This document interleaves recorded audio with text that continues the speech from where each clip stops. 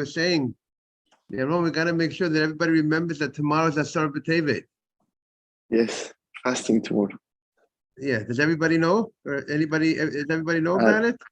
I guess they announced it in Shul probably. Okay, but what about the people who didn't come to shul today? How are those people No, going to know, Yaron? What? they came Shabbat. They came Shabbat. Okay, what about the person who didn't come Shabbat? What are we going to do for him? What? Yeah, we have to reach out to them. That's what I wanted to hear from you. You get it? Yes. You should wish send a message to your friends wishing them an easy fast tomorrow. Then they'll say, I didn't even know it was a fast. That's a What's nice the way meaning of the fast? What? What's the meaning of the fast? The meaning of the fast is because Nebuchadnezzar, and he surrounded Jerusalem, and he laid siege to Jerusalem, so people can't, no supplies, no nothing. Then eventually he broke into Jerusalem. This started the campaign which led to the destruction of the Beit HaMikdash. Wow. That's the fast. Okay, we are on Yud Zayin Amud Beis. We are on 17b. The last thing we did, we were up to the Rashi. We said we're going to do the Rashi of the Lamai Desvirulei Mesaris Likra V'Darashlei. On Yud Zayin Amud Beis, that the greatness of Rab Shimon was according to the way he understood his opinion that it was a proper Kal V'Chomer, right? He made Kal V'Chomer, right? He made all the Kal V'Chomers. And Rava questioned all the Kal V'Chomers of Rab Shimon. But Rab Shimon, who felt that it is a proper Kal V'Chomer, it could be, we could suggest, why did he hold it as a proper Kal V'Chomer? That maybe he holds that if in essence something is stricter than the other, one is stricter than the other, maybe he holds the fact that you find a stringency by one that the other one doesn't have might not stop you from learning out the Kal V'Chomer, because at the end of the day, this one is still stricter than that one. It's like, for instance, you could show me that Ma'aser Sheni has some sort of unique humrah, let's say, or let's say you find them Kachei Kalim. Let's say, for example, Ma'aser Sheni we said needs Kesef Surah, right? You have to go ahead, and when you redeem Ma'aser Sheni, you have to have the redemption has to be done on a special type of minted coin, a coin that has some sort of picture, right? There's some sort of design on the coin.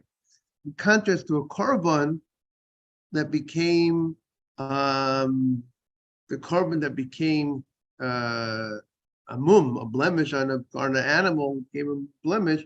Now you have to redeem, when you redeem that animal, you redeem it on you don't need to redeem it on a minted coin. You can redeem it on coin, a plain piece of silver without any marking or the value of money. So now you're going to tell me, so now you show me that, okay, there is a stringency of Ma'aser Sheni over a korban, over Kachei Kalim. But everybody knows that Kachei Kalim, no one's going to think for a moment that Kachei Kalim, that a animal that was consecrated, that was holy, that was a korban,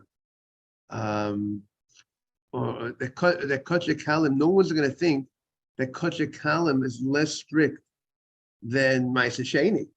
And maybe you find a rare umrah, a rare stringency that one has over the other, but that's not going to change. Good morning, Dr. Avid. It's not going to change the end of the day that this is still called the chomer, the chumrah, and this is called the light, and therefore maybe that's why Reb Shimon holds you could still learn out a Kal V'Chomer if you want to know regarding the halacha of eating outside Yerushalayim. you can't eat Ma'aser Sheni outside Yerushalayim, certainly you can't eat a Kachik Halim outside Yerushalayim. I would not need, I, that's a valid Kal V'chomer. That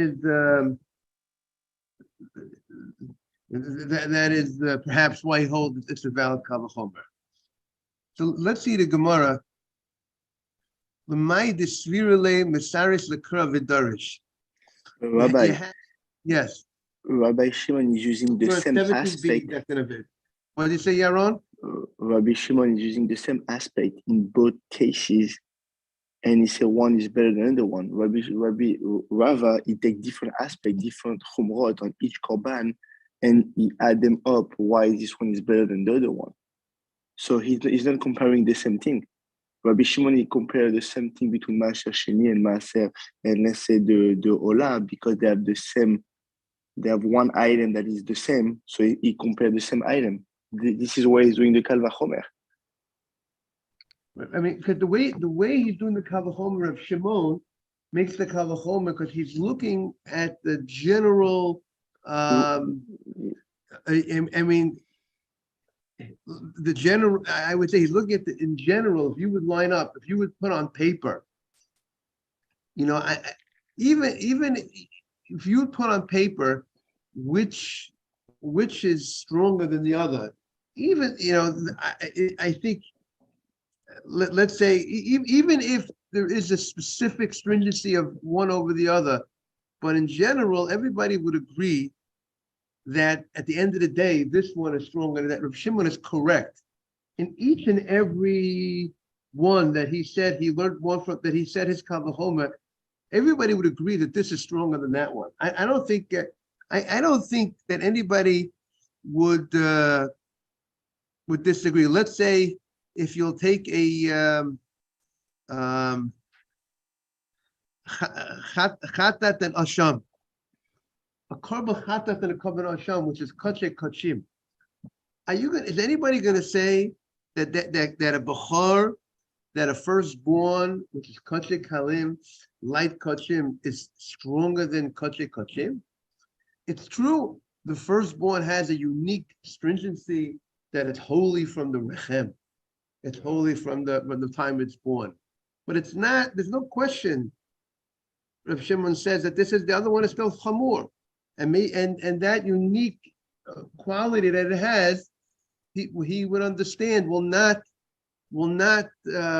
dictate to us perhaps to say, okay, therefore I can't learn other halachot from it. I would be able to learn other halachot from if Kachik Halim have a certain law, certainly the Holy would have that law. Perhaps that's why he held it's not a strong question on the Kal V'chomer. But at the end of the day, what did Reb Shimon hold? Reb Shimon made the Kal V'chomer, and the Gemara asked the question. And Rava has his question on the Kal V'chomer, right? Rav has a question on each one of the Kal V'chomers.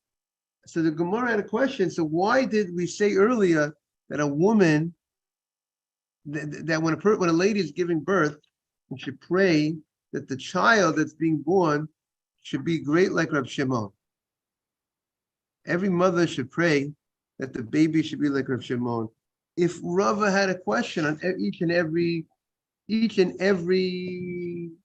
statement that Rav Shimon said, Rav a question. So the Gemara answered, Lamai, that's what the Gemara is, Lamai dialidi imek Rav Shimon. Why should you say a person should have a child like Rav Shimon? So the Gemara says, the Lamai, about 6 lines from the bottom, the Lamai, the Srila today, Misaris le Lakra v'Dorishle. According to the way he understood the Pasuk, the way he understood that one is stricter than the other, so according to his understanding, that is unique. Meaning to say, because let's say Rava disagrees with Rav Shimon whether this is a proper Kal V'chomer or not, okay? But Rav Shimon felt this is the proper Kal V'chomer. Now, what was unique about Rav Shimon? There are a lot of rabbis that make Kal V'chomers. What was unique about Rav Shimon was the way he interpreted the pasuk, the way he started expounding on the pasuk from the end of the pasuk towards the beginning of the pasuk. They went to the Generally, when lowest. you have someone who expounds on something, you start from the beginning. You go from the beginning of the pasuk to the end of the pasuk. But what's unique about his approach is since he expounded from the end of the pasuk towards the beginning, he came up with the chidushim that he came up with. Rabbi, He like would not have Chanukah, Ma'alim B'Kedusha. Very good. Very good, yeah. He would not have come to the conclusions that he came if he would have started from the beginning of the pasuk. And Rashi elaborates, and Rashi explains, because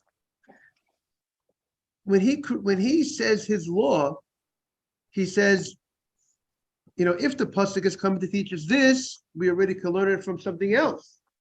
But the only way you're able to learn that step is only if you expounded the verse from the end to the front. But if you had expounded the verse from the front to the end, you would not yet have known that second step. So look at the Rashi. Maybe we'll read the Rashi inside. Dr. Navid, you see the Rashi? It's right over here. Mr. Safdie, have it? The big Tosfot. Dr. Navid, you have it? He says, Lefi daito, according to his opinion, shahumim shehu motzei, the stringency that he finds ba'oto shehu motzei chamurim, the one that he finds is strict, nirin lo chomer, according to his opinion, that the stringencies that he finds in the ones that he finds the chamurim appear to him to be strict. He understands that this is stricter than that, even though Rava questioned that. Rava said, no, maybe it's not stricter, but I'll show you a strictness in the other thing that this one doesn't have. But according to the way he understood that one is stricter than the other, Saris es akra l'darsho v'hepech. He turned around the pasuk to expound on it, limso isurim shemotza, to find the conclusions, the isurim that he found. Sheim darsho kisidro, if he would expound it on the verse according to its order, lo hayachol lemo mimenu hasurim alalu, he would not have been able to come to the conclusions that he came b'chol echa v'echa, in each and every one, the way he came to the conclusions that he came. Rashi explains, she'im dorash tchila u'b'chorot zehavachor, if he would have expounded on the beginning of the pasuk, which talks about, towards the beginning of the pasuk, talks about the bechor, the firstborn animal. You can't eat the firstborn animal outside Jerusalem. If he would have started from the beginning and he would have said, what is the Torah teaching us by telling us you can't eat the firstborn outside Jerusalem? If the pasuk is telling you, like lo sucha bech, you can't eat it in your gates, you can't eat the firstborn animal, the kohen is restricted from eating the firstborn animal outside Jerusalem. So you would say, you don't need a verse to tell me that the kohen can't eat if a bechor, the firstborn outside Jerusalem, because if Masa Sheni can't be eaten outside of Jerusalem, certainly Masa Sheni is a tithe. It's not holy stuff, it's not a karban, can't be eaten outside Jerusalem. Certainly a firstborn can't be outside of Jerusalem. Now, maybe the pasuk is telling us that he can't eat it before the kohen can't jump the gun. He can't eat the karban, the firstborn, before the sprinkling of the blood, right? As we explained, there's a process. You have they slaughter the animal, the kohen catches the blood, and then they sprinkle some of the blood on the mizbeach. So maybe the pasuk is coming to teach us that you can't eat it before the sprinkling of the blood. So now, can you say we don't need the pasuk to tell us that? Because kavachomer mitodah shlamim. We have a kavachomer from Todah Shlamim, right? Would we be able to say that the pasuk can't be telling us that? Because with that we already know from Todah and Shlamim that at Todah and Shlamim you can't go ahead and eat before the sprinkling of the blood. Certainly Bechor you can't eat from the sprinkling of blood.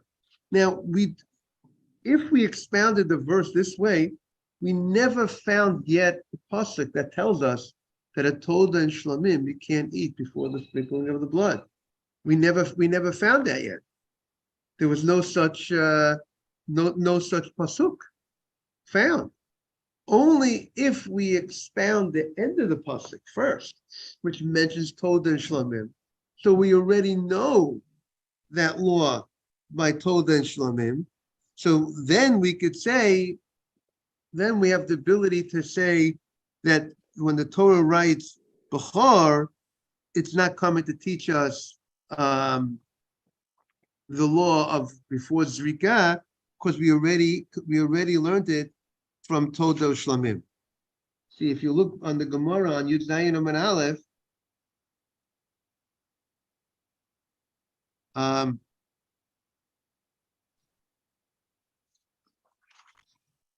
so that the Gemara says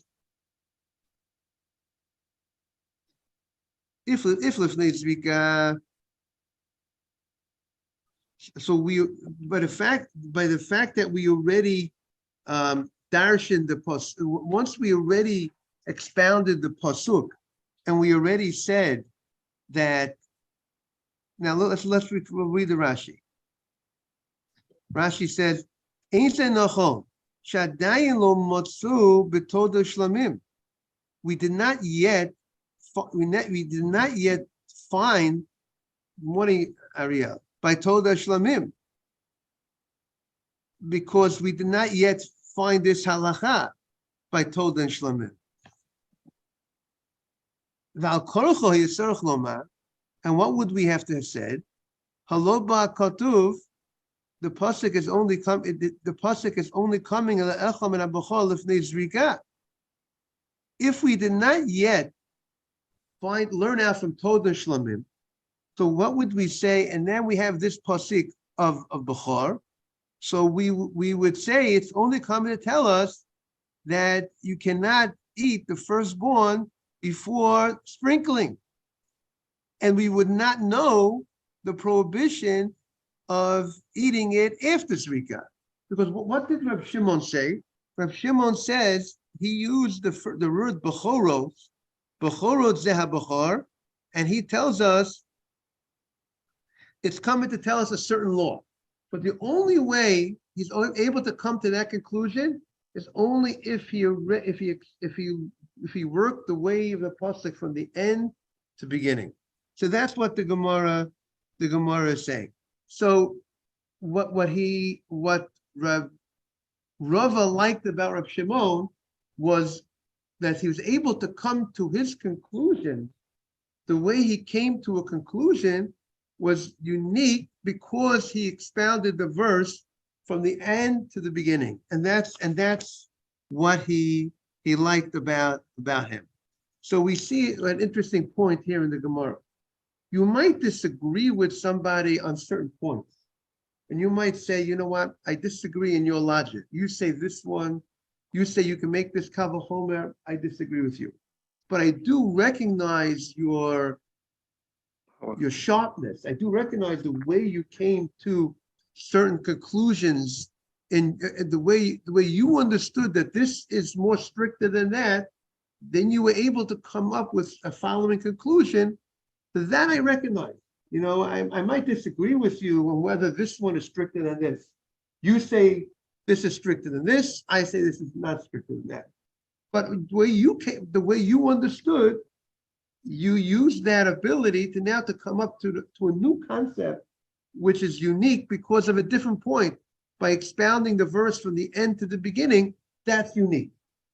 So he recognized that unique quality that he had, and that's why he says, so that's something special. It's special that a person should have a child who's able to machadesh, to able to come up with novel chidushim. It's a special thing in Torah to be able to come out with new insights in Torah.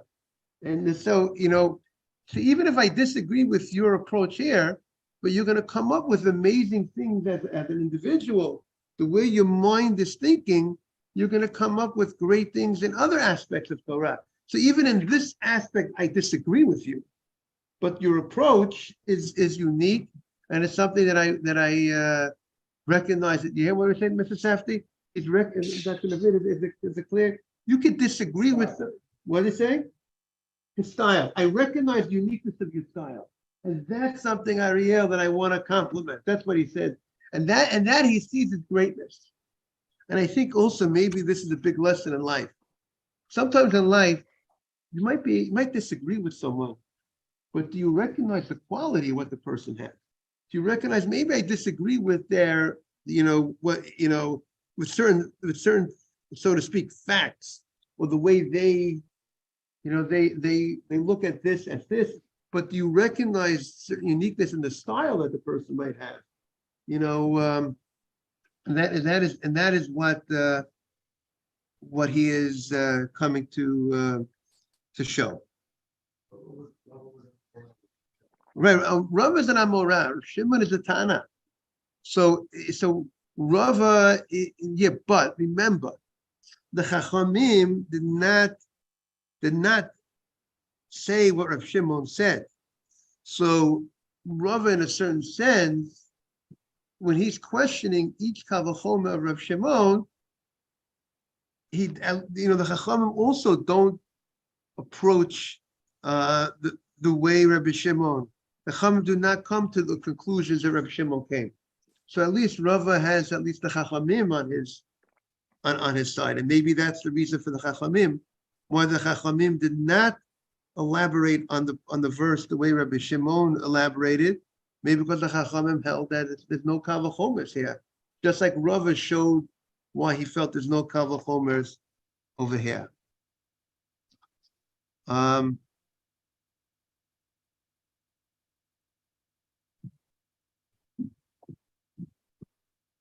Okay, so let's continue in the Gemara. Now the Gemara is asking the question that Mr. Safdie had asked a long time ago, I think. We're now on 17b. What, 17b4? 2.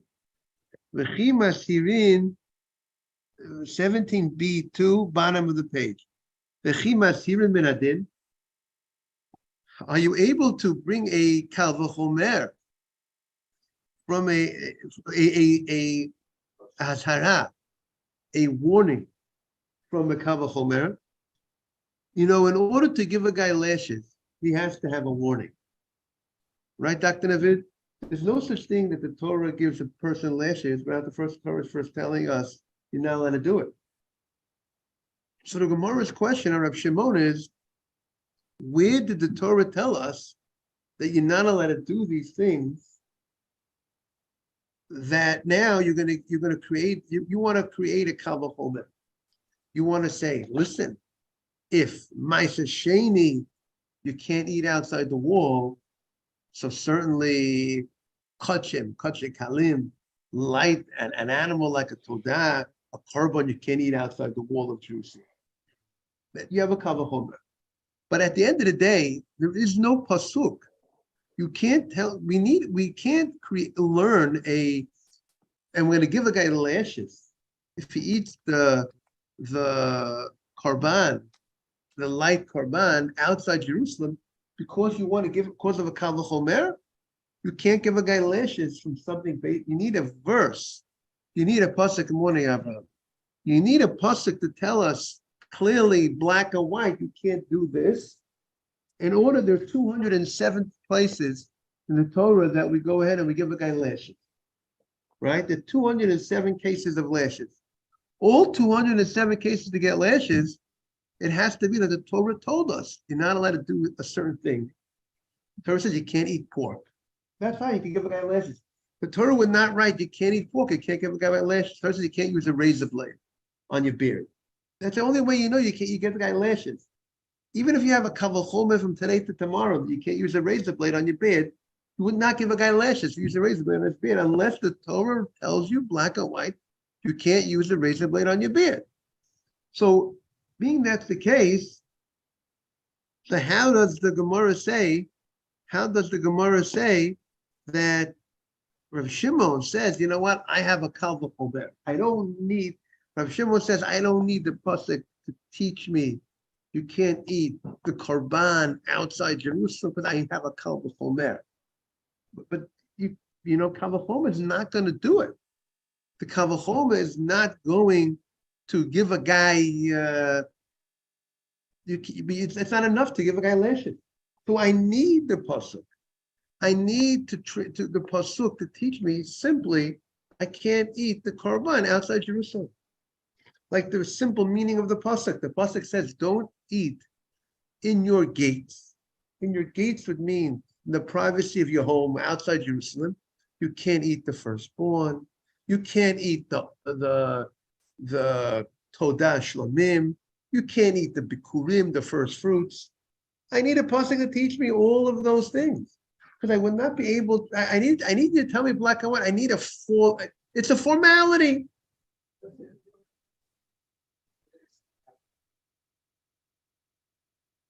So I'm saying if I have a pasuk,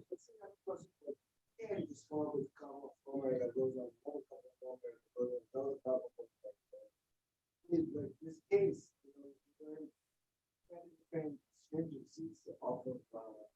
right? Because he used one very good point, but What did he say, Rabbi? He's saying how Rabbi Shimon built so many different laws. How far are you able? How far could you go by learning from a kal v'chomer? But the thing is, each law that each kal v'chomer was on that specific issue. He had a kal v'chomer, and it's not that he built and then he looked at the other law, meaning he looked at the other item. Meaning he put on the table. Let's give an example of what he did. Right, he took the end of right.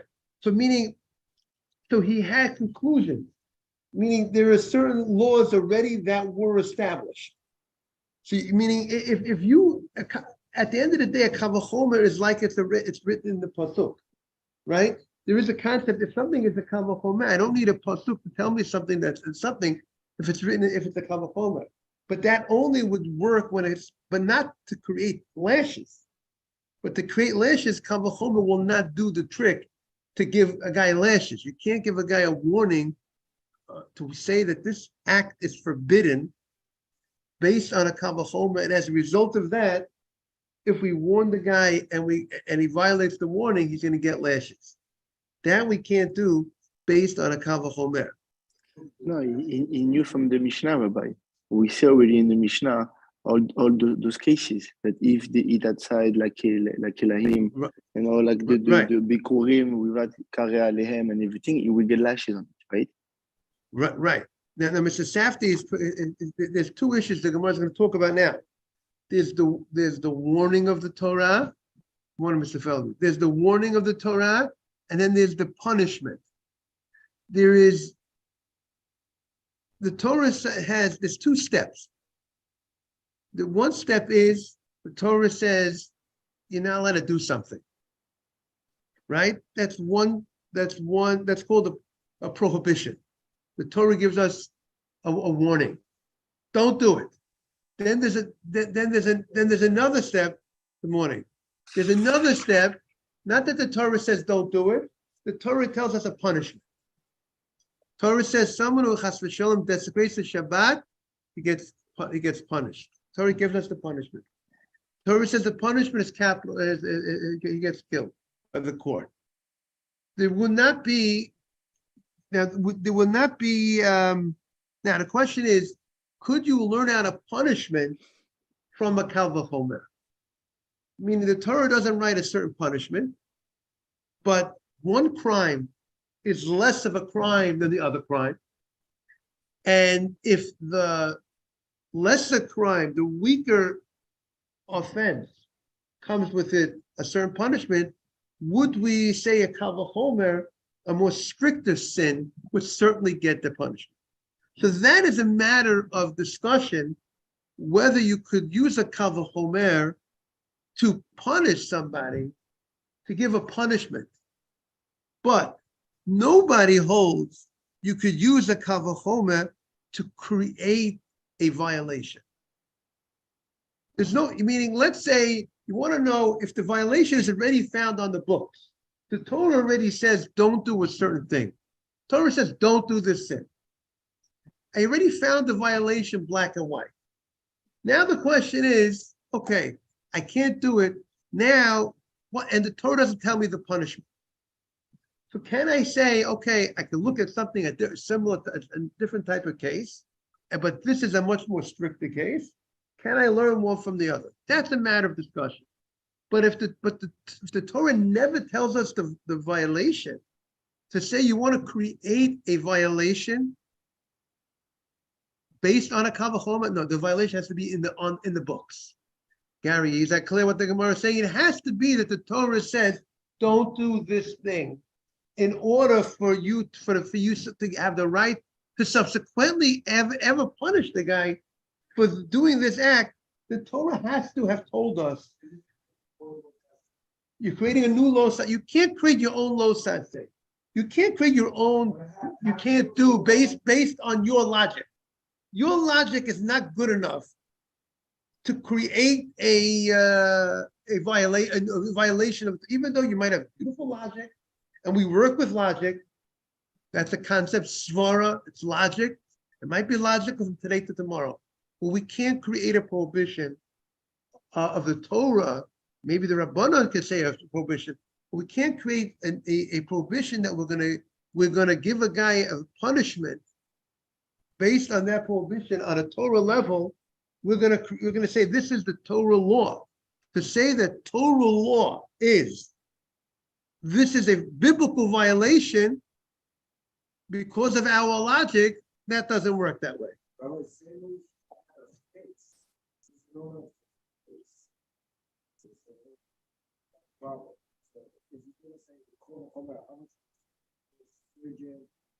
And that person got 40 lashes, 40 lashes. You can't do that because maybe this violation requires something else that we don't know. Maybe It it's has quite to something be else. tested out. Okay. How do you come up with your own thing? Here the question. Okay, but again, here the question is: can we create our own? The way the Gemara is, can we create our own? Very good. Our own violation. The Gemara is going to say, interesting what the Gemara is going to say now. Listen what the Gemara is going to say. The Gemara is going to say like this. That which we can't create our own violation is only if we want to create a violation based on that to give the guy lashing, to give the guy a punishment. But we have the ability to use logic or to use a kal v'chomer to create a violation that it's a biblical violation, but not to the extent that we can give a guy punishment for it. Say it again. Right, but here we're going to say, doctor, that it's a biblical prohibition. Meaning the rabbis, when the rabbis make a mukseh on Shabbat, the rabbis say that's a rabbinic law. There's no Torah law that says you can't handle money on Shabbat. You can't pick up the money and say, hi, money. There's no Torah law that says you can't do that. But what the Gemara is now saying, you could use kal v'chomer to create a Torah law, a Torah prohibition, but you cannot punish the guy as a result of that kal v'chomer. So it's like an in-between stage that the Gemara is now saying. That's what the Gemara says. You can't punish. But we're saying that that's the biblical law. It's not that it's the safeguards of the rabbis are rabbinic law. But the Gemara is saying if you have a kal v'chomer, you have a kal v'chomer, which is the logic that creates a biblical prohibition, but not all biblical prohibitions carries with it punishments that we could punish, the court could punish. God punishes. Not everything is punished by the court. A guy doesn't put on tefillin. There's a biblical prohibition to go a day without putting on tefillin, but there's no court doesn't punish. Hashem deals with the guy. The guy should just do tshuva. Have a great day, everybody. Because rabbinic law is a rabbinic law. This becomes a kal v'chomer. Means that's the Torah law. What? No, the rabbinic laws are just mainly safeguards to protect the Torah law. There's rabbinic punishment. Yes, a lot of times there might be even rabbinic lashes for violating intentionally, willingly, not caring about what the rabbis say. And people don't take the rabbis. We need the people that take the rabbis seriously because it keeps the Torah going. We see, look what's happening with the rest of the world that don't keep rabbinic law. It's all gone. They're losing the whole thing. It's almost nothing left for them. Have a great day, everybody. Thank you, Rabbi. It takes